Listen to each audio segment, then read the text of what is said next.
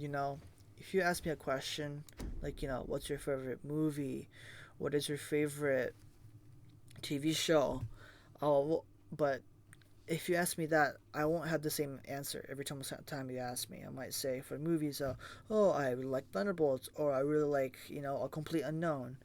For shows, I might say, oh, I love Arcane, and the next day I'll say, oh, I love Breaking Bad.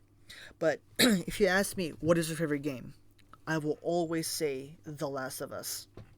There is just something about the game that I cannot really explain specifically in words, but I'll try my best to explain it here.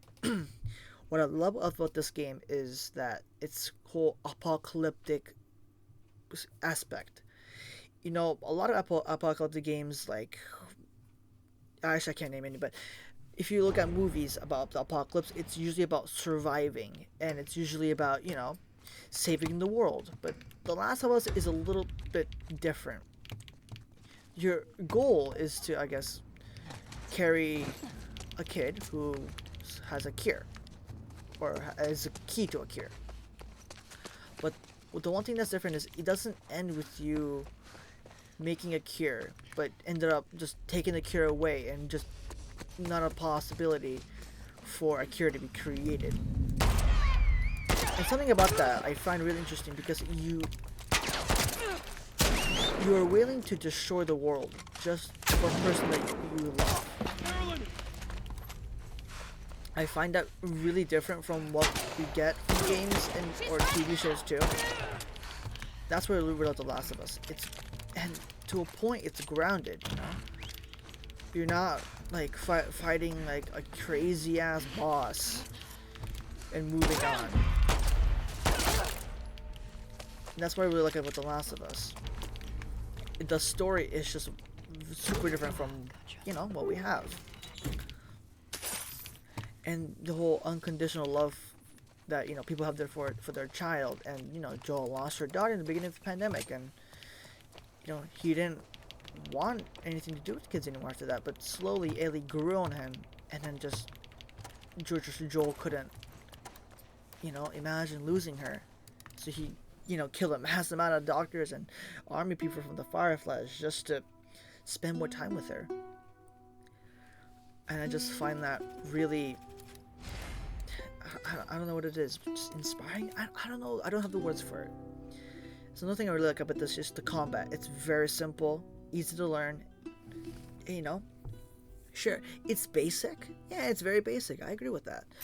But that's what I like about it. It's basic. There's nothing crazy about it. It's just realistic. It's nice, and they have that apocalyptic feel to it, and that's what I really like about it. And also, don't get me started on the damn soundtrack. Oh, I've listened to soundtracks all the time. I mean, I listen to a bunch, but there's one soundtrack that just isn't the same, which is the Last of Us soundtrack. I don't know how many times I listened to it. I have no idea. But on my Spotify Wrapped, every single year, the artist who created the Last of Us soundtrack, Gustavo, he's always number one. Always. Every single year, he's number one. And I'm always the 0.001% of fans who listen to him. I don't know what it is about the soundtrack. I can't explain in words, but it never, ever, ever gets old. And frankly, I love it so much. I adore it. I listen to it 24/7. I wish I have like a vinyl of it. It's just I don't live in America. It's hard to get. I just wish I have a vinyl or something to honor it in some way. So here's a controversial topic: The Last of Us Part 2. I love it as much as the first one, maybe even more. And I'll get to it. The story is a lot more different from the first one. It's a lot more complicated. It talks about revenge, and it ends on a very unsatisfying note, and that's what I really like about it. it a bunch of games, movies, and shows have done the topic of revenge is bad, but this one does it really well. So well to the fact that it actually affects you too. in the start of the game, Joel dies, and at this point, if you play the first game, you love Joel. Like, he's probably your favorite character most of the time.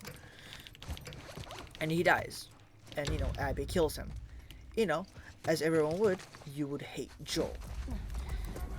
But at the end of the game, you have the opportunity to kill Abby. Well, actually, you don't, but the character Ellie does, but she never does. And realistically, that's really, really unsatisfactory, because you don't get to kill the person who killed pretty much who killed her the most. But it teaches her a lesson, about the cycle of violence and how revenge is bad. It just doesn't teach you that, but it tells you the effects. Let's just say, if you kill Abby, then you wouldn't be different from Joel at all.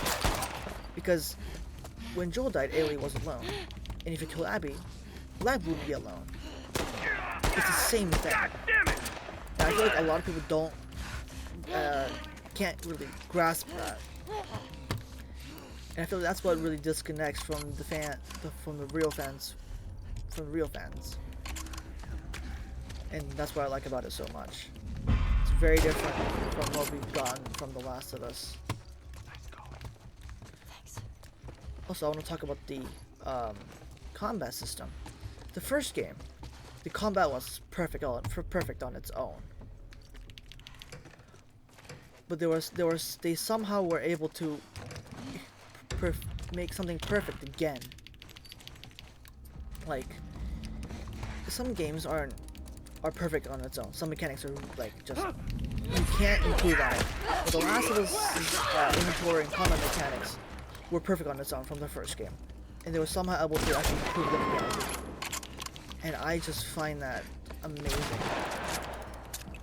And the other thing is just add a dodge mechanic, and he just made combat so much more fun than it already is. I just have massive amounts of respect for Naughty Dog for that, and a bunch of other games that does that too. Overall, Last of Us is my favorite game of all time, and it will continue to be for the next few years of my life. And I hope they continue making the Last of Us games. However, I do think Part 3, if they do make one, it should be the end. Sure, they can make spin-offs, but I think they should leave the story of Ellie done from there. I feel like Part 2's end was, yeah, of course it was unsatisfactory, but I think they should do just one more story, just to make Ellie, happy. Because at the end of Part 2, I mean, she was just not in a good spot. Yeah. That's about the time I have for today. See you on the next one.